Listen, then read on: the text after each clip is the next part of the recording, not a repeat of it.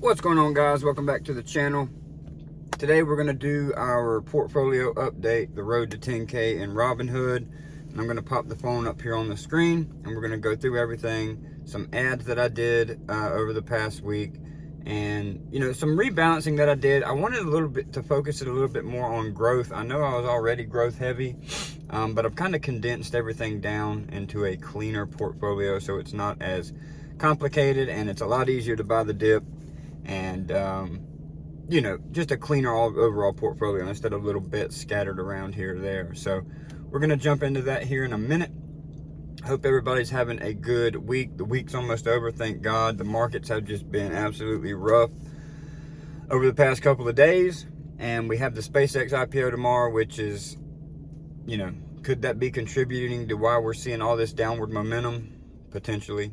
But, it is what it is. It's going to be interesting to see how we trade over the next 2 days with the SpaceX IPO coming on board. With that being said, let's jump over into the Robinhood app and show you what we got. All right, so if we jump on over to the app here, you can see we have about $2,177. We are down about 4.5%, $103. But you can kind of see here, so my ETF holdings are 44%, my stocks holdings are 43%. And my cash holdings is 12%. So if we click into each one of these, I own SPYM, QQQM, and BitW, which is a crypto index fund, and we'll go over that here in a second. Then the 4 stocks is SoFi, Keel, Zeta, and Amazon, and of course the cash holdings. So let's go over here. So you can see over the past week we're down about 5%, which is tough. Over the past year to date, we're down about 2%. So it's just been pretty bad over the past couple of days. We were up all the way to, we were up almost 6%, and then the market took a big old dump. But anyway, so you can see our buying power, which was my contributions for this week, is $262.11. So we just put that in there. I think I'm going to leave it in my cash position for a while just to see how the markets, go over the next few days with the SpaceX IPO coming out tomorrow. But anyway, so here is what the portfolio is looking like. So we got SPYM, which is the biggest holding, was the S&P 500. Then my highest conviction play right now in the market is SoFi. So we do have 30 shares of SoFi. And what I did with my Amazon and Meta positions is I sold out of those and rolled them into QQQM. So you can see here we own 1 share of QQQM, makes up about 15% of the portfolio at almost $300. So I think that's just a little bit better because I want overall tech exposure and not really, put into just 1 or 2 companies, even though long term I'm mega bullish on Amazon and Meta, mainly Amazon, because I think they're going to be the biggest contributor to the AI trade overall. And I might build out an Amazon position in here, but for now I'm just playing it safe and getting that over diversification in the tech sector with QQQM. Next, you can see I still have my 50 shares of Keel Infrastructure here. If it dips back below or at about $5 or about $4.80, I'm going to scoop up some more. But you can see my average cost is about $5.31. 50 shares makes up about 13% of the portfolio and is about $266. I do hold Keel in my private portfolio as well. I own a couple hundred shares over there. And then next is Zeta. So we own 10 shares of Zeta. Average price of about $21.67. Makes up about 10% of the portfolio, and that's about $200. Zeta I'm super bullish on. I think the market is kind of pricing them wrong, and they're only a $5 billion market cap, and they're an AI advertising company. But I really think they're going to pivot into like AI business management, which is super bullish. And with their new Athena agent, it's what they can offer with Athena to these big corporations is just on another level when it comes to AI marketing. So, Zeta is something to definitely put on your watch list if you haven't really been paying attention to it. Again, like I said, it's a $4.97 billion market cap, and it's got a lot of potential in my opinion. And you can see year to date it's down 4%. And let's see, over the past year it's up 48%. But I really do think this thing could get to a $20 billion market cap over the next couple of years, and that would be a great multi-bagger for your portfolio. But the newest addition to our portfolio here is going to be Bitwise, the 10 crypto index. So what this is it holds 10 of the biggest cryptocurrencies in the market, so you don't have to just pick one, right? You invest into this, and it makes buying the dip in crypto way more easier. It makes buying the dip in crypto so much more easier because you're buying the basket, right? It's basically like the S&P 500 for crypto.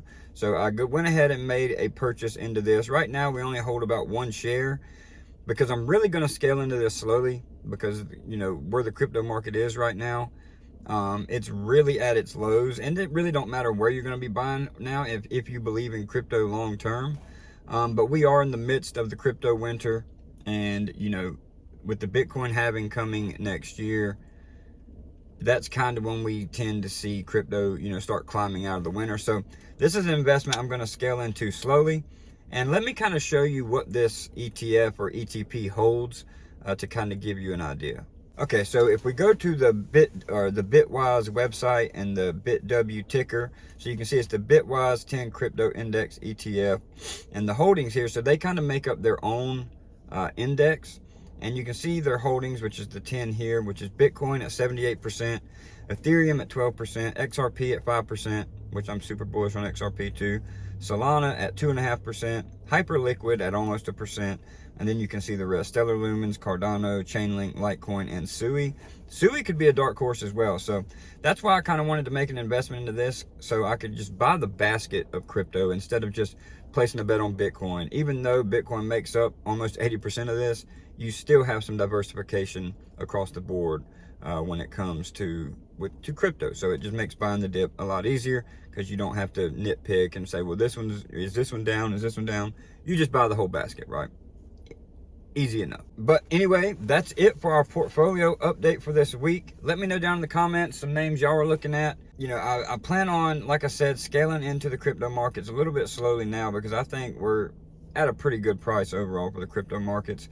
But I'm going to keep scaling into my 2 ETF core holdings, which is, you know, SPYM, which is S&P 500, and QQQM, just for that broad tech exposure.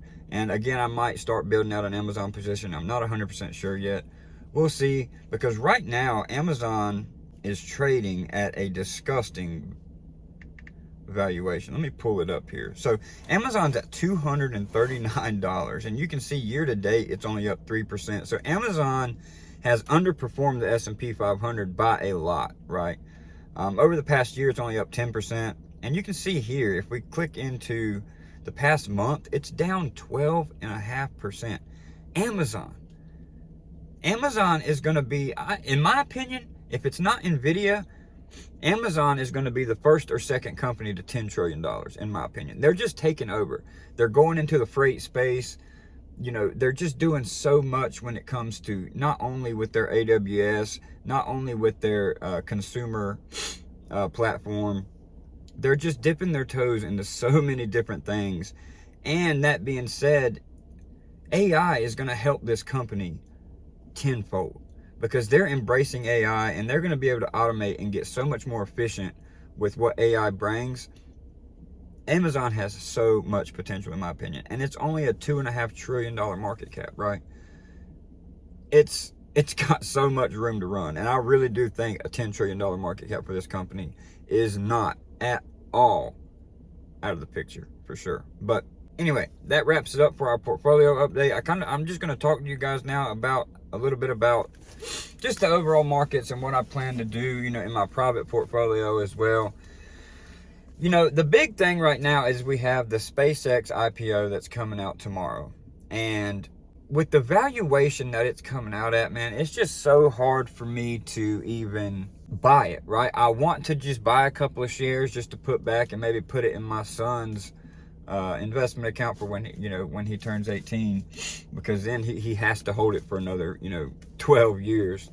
I might end up doing that, but I'm most likely going to wait for about, because when it launches, yes, could you make a couple, like 30-20% on IPO day? 100% you could. You know, these things are super volatile when they first come out. And it's one of the most anticipated IPOs ever, right? It's the biggest one ever. So, but what I'm going to do is I'm going to wait about probably 3 to 6 months just to see where it lands, just to see where the dust settles, and then maybe, you know, reevaluate it from there and see what I want to do. But it's going to be crazy the next couple of days to see how the market takes this, to see how the market trades. If we do keep having a broader sell-off of the market, you know, is that because of SpaceX? Who knows? I think it's about 10%, but we'll see, right?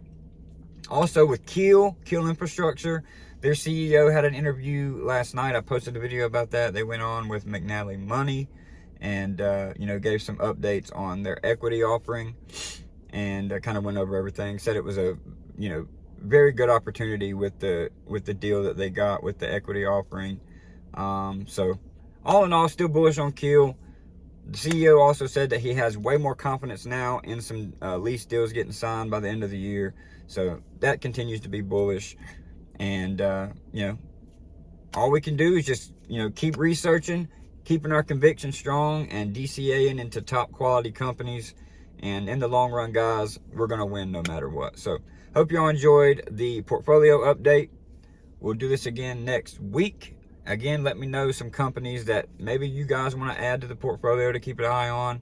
I'll be happy to do that if the companies make sense. But till next time, y'all have a good rest of the week. Have a good weekend, and we'll see y'all in the next one.